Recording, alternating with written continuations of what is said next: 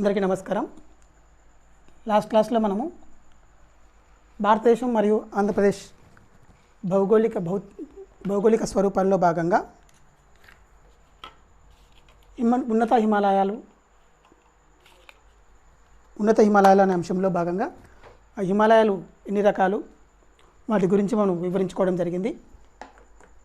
ఇందులో భాగంగా భౌతిక స్వరూపాల్లో రెండవ అంశమైనటువంటి ఉత్తర మైదానాలు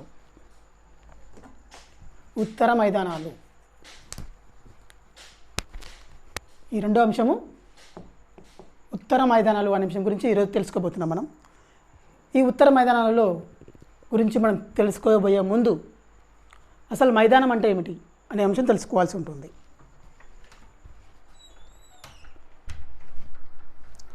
లాస్ట్ క్లాస్లో మనం హిమాలయాల గురించి తెలుసుకున్నాం. ఆల్రెడీ హిమాలయాలు అంటే ఏమిటో తెలుసు మనకు, కాబట్టి వాటి గురించి చెప్పుకోవడం జరిగింది. ఉత్తర మైదానాల అంశంలో భాగంగా మనం మొత్తం ఇక్కడ 4 అంశాల గురించి చెప్పుకోవాల్సి ఉంటుంది. మొదటిది మైదానాలు అంటే ఏమిటి, ఫస్ట్ పాయింట్ అసలు మైదానం అంటే ఏమిటి. రెండోది మైదానాలు ఎన్ని రకాలుగా వర్గీకరించవచ్చు. మూడవది మన దేశంలో ప్రధానమైనటువంటి గంగా, సింధు, బ్రహ్మపుత్ర మైదానాల గురించి తెలుసుకోవాల్సి ఉంటుంది. ఆ తర్వాత ఆ గంగా, సింధు, బ్రహ్మపుత్ర మైదానాలే కాకుండా ఇంకా ఎన్ని రకాల మైదానాలు ఉన్నాయి వాటి గురించి తెలుసుకోవడంతో ఈ ఉత్తర మైదానాల అనే అంశము కంప్లీట్ అవుతుంది. ఇందులో భాగంగా ఇప్పుడు ఈరోజు మనం ముందుగా మైదానాలు అంటే ఏమిటి అనే దాని గురించి తెలుసుకుందాం. ముందుగా మైదానము అంటే ఏమిటంటే సముద్ర మట్టానికి సమాంతరంగా కొంత ఎత్తులో కొంత ఎత్తులో, మరీ ఎత్తు కాకుండా కొంత ఎత్తులో ఏర్పడినటువంటి విశాలమైన పల్లపు ప్రాంతాలను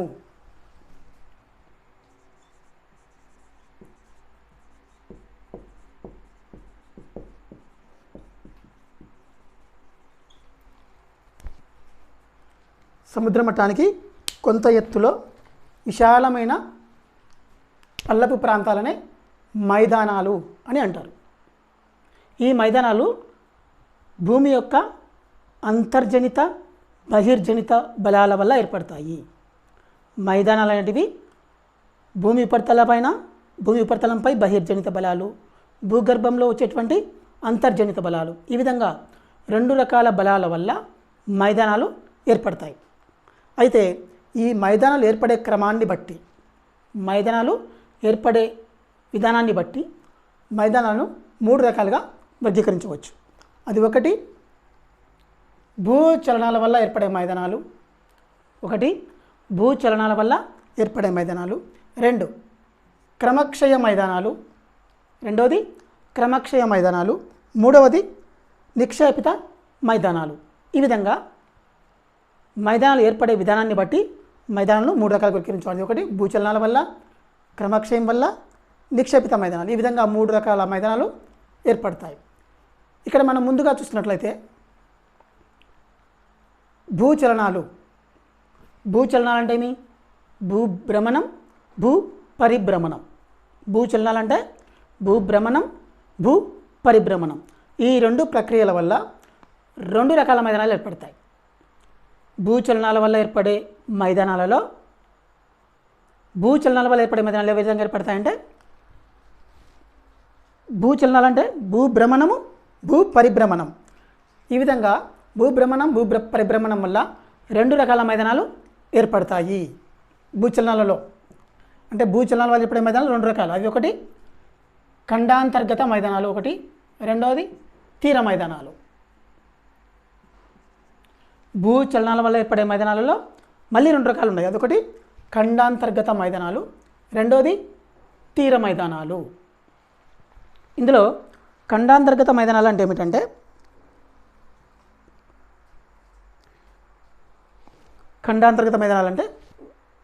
భూమి లోపల అంటే భూగర్భంలో ఏర్పడే చలనాల వల్ల, భూగర్భంలో కలిగే చలనాల వల్ల మరియు భూమి పొరలో జరిగే సర్దుబాట్ల వల్ల. భూచలనాలు అంటే ఖండ తీరాలలో భూమి ఉపరితలంపై ఉన్నటువంటి ఖండ తీరాలలో భూగర్భంలో భూమి చలనాల వల్ల ఒక మొదటి అంశము. రెండో అంశం ఏమిటంటే భూమి లోపల ఉన్నటువంటి పొరలు భూమి లోపల సమాంతరంగా ఉన్నటువంటి భూమి పొరలు సర్దుబాట్ల వల్ల, ఈ రెండు రకాల పొరల వల్ల ఏర్పడే మైదానాలనే ఖండాంతర్గత మైదానాలు అంటారు. ఐ రిపీట్ అగైన్, ఖండాంతర్గత మైదానాలు అంటే ఏమిటంటే ఖండ తీరాలలో అంటే ఖండాల సరిహద్దు ప్రాంతాలలో భూచలనాల వల్ల మరియు భూమి లోపల ఉన్నటువంటి పొరలు సమాంతరంగా జరిగే సర్దుబాటు చర్యల వల్ల ఏర్పడే మైదానాలనే ఖండాంతర్గత మైదానాలు అంటారు. అంటే ఇక్కడ భూచలనాల వల్ల కానీ లేదా భూమిలో ఉన్న పొరలు సర్దుబాటు వల్ల కానీ భూమి లోపల అంతర్జనిత బలాల వల్ల కొంత ఎత్తుకు పైకి నెత్తివేయబడుతుంది. భూచలనాల వల్ల మరియు భూమి పొరలో సర్దుబాటు వల్ల ఖండ తీరాలలో భూగర్భం నుంచి భూమి కొంత ఎత్తుకు నెట్టివేయబడి ఆ ప్రాంతాలు కొంతకాలానికి సమాంతరంగా ఏర్పడి మైదానాలుగా ఏర్పడతాయి, సమతల మైదానాలుగా ఏర్పడతాయి. వీటినే ఖండాంతర్గత మైదానాలు అని అంటారు. వీటికి ఉదాహరణ రష్యా మరియు అమెరికాలో ఉన్నటువంటి మైదానాలు. ఖండాంతర్గత మైదానాలకు ఉదాహరణ రష్యాలోని మధ్య మైదానాలు మరియు అమెరికాలోని మధ్య మైదానాలు. నెక్స్ట్ రెండవ అంశం తీర మైదానాలు. ఇక్కడ తీర మైదానాలు అంటే ఏమిటంటే ఖండ తీరాలలో ఉన్నటువంటి ప్రాంతాలలో సముద్ర తీరాలలో ఉన్నటువంటి ప్రాంతాలలో భూగర్భంలో అంతర్జనిత బలాల వల్ల, ఖండాంతర్గత ప్రాంతాల్లో ఏమో బహిర్జనిత బలాల వల్ల, తీర ప్రాంతాలలో అయితే అంతర్జనిత బలాల వల్ల భూమి కొంత ఎత్తుకు నెట్టివేయబడి సమతల మైదానాలుగా ఏర్పడతాయి. వీటినే తీర మైదానాలు అని అంటారు. దీనికి ఉదాహరణ భారతదేశంలోని తూర్పు తీర మైదానం, అమెరికాలోని తూర్పు తీర మైదానము, మెక్సికో సింధు శాఖ, బెల్జియం, జర్మనీ దేశాలకు సముద్ర తీరాలలో ఉన్నటువంటి మైదానాలు ఈ తీర మైదానాలకు ఉదాహరణలుగా చెప్పవచ్చు. రిపీట్ అగైన్, తీర మైదానాలు అంటే ఏమిటంటే ఖండ తీర ప్రాంతాలలో ఉన్నటువంటి సముద్రాలలో ఖండ తీర ప్రాంతాల్లో ఉన్నటువంటి సముద్ర తీరాలలో ఆ తీర మైదానాలు సముద్రపు అడుగున, ఖండ తీర ప్రాంతాల్లో ఉన్నటువంటి మైదానాలలో సముద్రపు అడుగున ఊర్ధ్వ బలాల వల్ల, సముద్రపు అడుగున ఏర్పడేటువంటి ఊర్ధ్వ బలాల వల్ల నేల పైకి నెట్టివేయబడి సమతల మైదానంగా ఏర్పడుతుంది. తీర మైదానాల్లో ఖండ తీర ప్రాంతాలలో తీర మైదానాలు ఏ విధంగా ఏర్పడతాయంటే ఖండ తీరాలలో ఉన్నటువంటి సముద్ర తీర ప్రాంతాలలో సముద్ర అడుగు భాగంలో ఊర్ధ్వ బలాల వల్ల భూమి అంతర్భాగం పైకి నెట్టవేయబడి తీర మైదానాలు ఏర్పడతాయి. దీనికి ఉదాహరణ భారతదేశంలోని తూర్పు తీర మైదానము, అదేవిధంగా అమెరికాలోని తీర మైదానము, బెల్జియం, జర్మనీ, మెక్సికో సింధు శాఖ ఈ తీర మైదానాలకు ఉదాహరణలుగా చెప్పవచ్చు. ఇది మైదానాలలో మొదటి అంశమైన భూచలనాల వల్ల ఏర్పడే మైదానాలకు ఉదాహరణలు. రెండో అంశం వచ్చేసి క్రమక్షయ మైదానాలు. క్రమక్షయ మైదానాలు అంటే క్రమక్షయం అంటే భౌతిక కారకాల వల్ల నేల ఉపరితలము క్రమక్షయం చెంది మైదానాలుగా ఏర్పడతాయి. క్రమక్షయం అంటే భౌతిక కారకాలు అంటే గాలి కావచ్చు, నీరు కావచ్చు, భౌతికపరమైన ఏ ప్రక్రియ వల్ల అయినా సరే నేల ఉపరితలము క్రమక్షయం చెంది అంటే కొట్టుకుపోయి ఎత్తుపల్లాలు అనేవి నశించి ఒక విశాలమైన మైదానం ఏర్పడి దాన్నే క్రమక్షయం అంటారు. క్రమక్షయం అంటే తరిగిపోవడం అని అర్థం సింపుల్గా చెప్పాలంటే. భౌతిక కారకాల వల్ల ఏర్పడే మైదానాలనే క్రమక్షయం అంటారు. ఇవి రెండు రకాలు, ఒకటి నదీ క్రమక్షయ మైదానాలు, రెండు పవన క్రమక్షయ మైదానాలు. అంటే నదుల వల్ల క్రమక్షయం చెంది కొన్ని మైదానాలు ఏర్పడితే వాటిని నదీ క్రమక్షయ మైదానాలని, పవనాలు అంటే గాలి వల్ల క్రమక్షయం జరిగి ఏర్పడే మైదానాలని పవన క్రమక్షయ మైదానాలని అంటారన్నమాట. ఇప్పుడు వీటి గురించి చెప్పుకుందాం. మొదటి అంశం వచ్చేసి నదీ క్రమక్షయ మైదానాలు.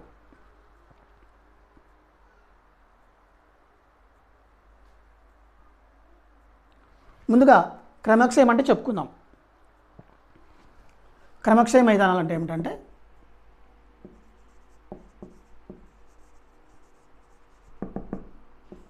క్రమక్షయ మైదానాలు అంటే బహిర్జనిత బలాలు,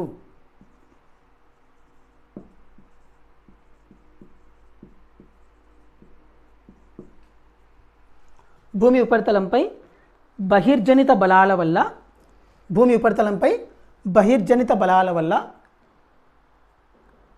భూమి ఉపరితలంపై బహిర్జనిత బలాల వల్ల నిర్విరామంగా క్రమక్షయం చెందే ప్రక్రియనే క్రమక్షయ మైదానాలు అంటారు. నిర్విరామంగా అంటే కంటిన్యూగా పదే పదే సీజన్లతో సంబంధం లేకుండా, అంటే కాలాలతో సంబంధం లేకుండా భూమి ఉపరితలంపై నిర్విరామంగా బహిర్జనిత బలాల వల్ల భూమి ఉపరితలము క్రమక్షయం చెంది విశాల మైదానాలుగా ఏర్పడే ప్రక్రియనే క్రమక్షయ మైదానాలు అని అంటారు. ఇందులో మొదటిది నదీ క్రమక్షయ మైదానం గురించి మనం తెలుసుకుందాం. ఇప్పుడు దీన్ని ఏమంటారంటే పెనిప్లైన్స్ అంటారు. పెనిప్లైన్స్, ఇంగ్లీష్లో పెనిప్లైన్స్ అంటారు. నదీ క్రమక్షయ మైదానాలు.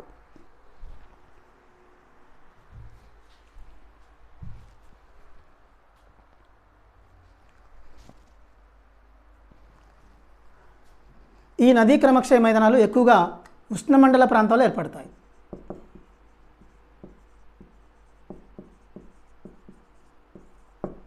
నదీ క్రమక్షయ మైదానాలు ఎక్కువగా ఉష్ణమండల ప్రాంతాలలో ఏర్పడతాయి. ఈ ఉష్ణమండల ప్రాంతాల్లో ఉన్నటువంటి నదులు ప్రవహించడం వల్ల, ఉష్ణమండల ప్రాంతాలలో నదులు ప్రవహించడం వల్ల నేల ఉపరితలము క్రమక్షయం చెంది కొంతకాలం తర్వాత నేల ఉపరితలము క్రమక్షయం చెంది కొంతకాలం తర్వాత అక్కడ ఎత్తుపల్లాలనేవి సమతలంగా ఏర్పడి విశాలమైన మైదానాలు ఏర్పడతాయి. ఈ మైదానాలని పెనిప్లైన్స్ లేదా నదీ క్రమక్షయ మైదానాలు అని అంటారు. ఈ నదీ క్రమక్షయ మైదానం ఏర్పడిన తర్వాత అక్కడక్కడ ఏమవుతాయంటే కఠిన శిలలు ఏర్పడతాయి. కఠిన శిలలు ఏర్పడతాయి. వీటిని బోడి గుట్టలు అంటారు. బోడి గుట్టలు లేదా మోనాడ్ నాక్స్ అంటారు.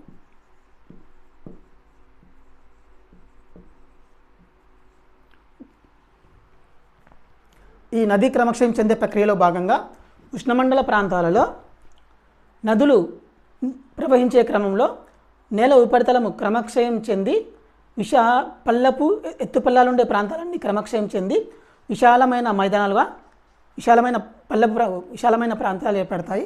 ఈ ప్రాంతాలనే నదీ క్రమక్షయ మైదానాలు అంటారు. ఇవి ఉష్ణమండల ప్రాంతాల్లో ఏర్పడతాయి. ఎప్పుడైతే ఉష్ణమండల ప్రాంతాలలో నదీ క్రమక్షయ మైదానాలు ఏర్పడతాయో ఈ క్రమక్షయ మైదానం ఏర్పడగా కొంత బాగా అక్కడక్కడ కొన్ని కఠిన శిలలు ఏర్పడతాయి. ఈ కఠిన శిలలనే బోడి గుట్టలు అంటారు. వీటిని ఇంగ్లీష్లో మోనాడ్ నాక్స్ అని కూడా అంటారు. ఇది నదీ క్రమక్షయం సంబంధించినటువంటి అంశం.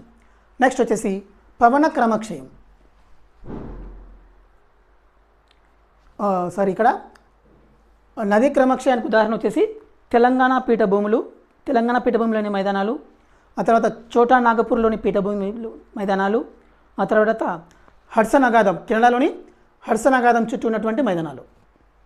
నదీ క్రమక్షయ మైదానాలకు ఉదాహరణ తెలంగాణ పీఠభూమిలోని మైదానాలు, 2 చోటా నాగపూర్లోని పీఠభూమిలోని మైదానాలు, 3 కెనడాలోని హడ్సన్ అగాధంలో ఉన్నటువంటి మైదానాలు ఉదాహరణ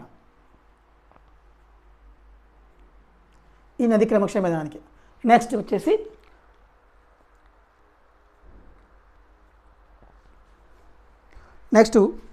పవన క్రమక్షయ మైదానాలు.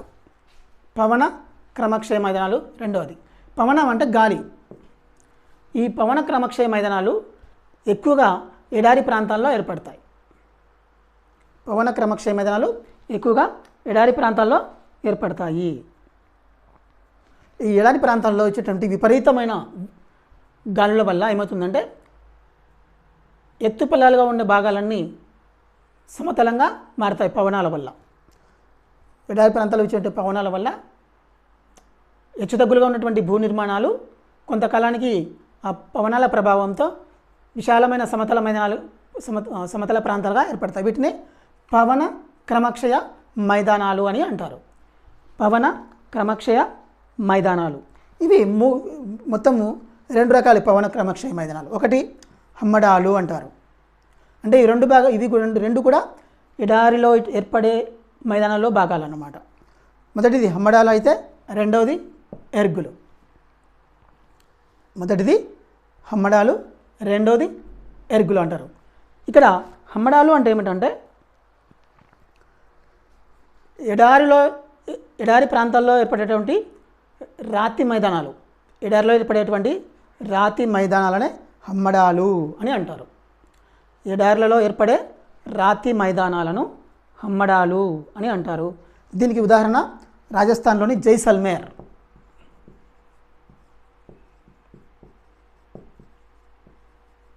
రాజస్థాన్లోని జైసల్మేర్. ఇకపోతే ఎర్గులు అంటే ఏమిటంటే ఇసుక మైదానాలు. ఎడారిలో ఏర్పడే ఇసుక మైదానాలనే ఎర్గులు అంటారు. రాతి మైదానాలనేమో రాతి మైదానాలు. రాతి మైదానాలను హమ్మడాలు అని, ఇసుక మైదానాలను ఎర్గులు అని అంటారు. ఈ రాతి మైదానాలేమో భారతదేశంలో జైసల్మేర్లో ఉన్నాయి. ఈ ఎర్గులను మళ్ళీ తిరిగి ఇసుక మైదానాలను తిరిగి 2 రకాలుగా వర్గీకరించవచ్చు. అవి ఒకటి స్ట్రండ్ ప్లాంట్ అని, టెర్రా రోసా. ముందుగా పవన క్రమక్షయ మైదానాలు 2 రకాలు. అవి ఒకటి హమ్మడాలు, 2 ఎర్గులు. హమ్మడాలు అంటే పవన క్రమక్షయ మైదానాలు ఎక్కడ ఏర్పడతాయంటే ఎడారి ప్రాంతాలు ఏర్పడతాయి. ఎడార్లలో ఇచ్చేటువంటి పవనాల వల్ల పవన క్రమక్షయ మైదానాలు ఏర్పడతాయి. ఇది ఒక అంశం. ఈ పవన క్రమక్షయ మైదానాలు 2 రకాలు. అవి ఒకటి హమ్మడాలు, 2 ఎర్గులు. హమ్మడాలు అంటే ఎడారి ప్రాంతాల్లో ఎటువంటి రాతి మైదానాలను హమ్మడాలు అంటారు. ఎడారిలో ఏర్పడేటువంటి ఇసుక మైదానాలను ఎర్గులు అంటారు. ఈ ఎర్గులు మైదానాలు అంటే ఇసుక మైదానాలు మళ్ళీ 2 రకాలు. అవి ఒకటి స్ట్రండ్ ప్లాంట్, 2 టెర్రా రోసా. స్ట్రండ్ ప్లాంట్ అంటే ఏమిటంటే ఇక్కడ సముద్ర తీర ప్రాంతాలలో సముద్ర తరంగాల ద్వారా సముద్ర తీర ప్రాంతాల్లో సముద్ర తరంగాల ప్రభావంతో ఏర్పడే మైదానాలను స్ట్రండ్ ప్లాంట్ అని అంటారు. సముద్ర తీర ప్రాంతాలలో సముద్ర తరంగాల ప్రభావంతో ఏర్పడే పవన క్రమక్షయ మైదానాలను స్ట్రండ్ ప్లాంట్ అంటారు.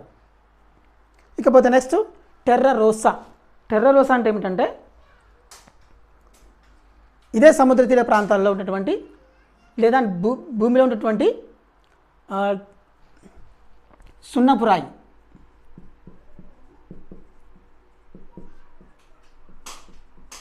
సున్నపురాయి మరియు భూ అంతర్జలం.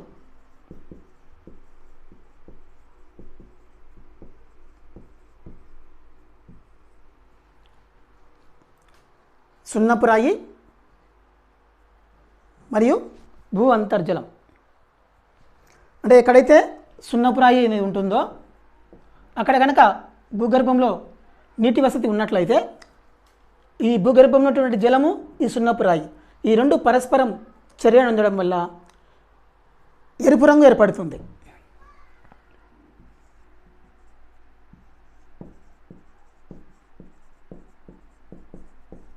ఎరుపు రంగు నెలలు ఏర్పడతాయి.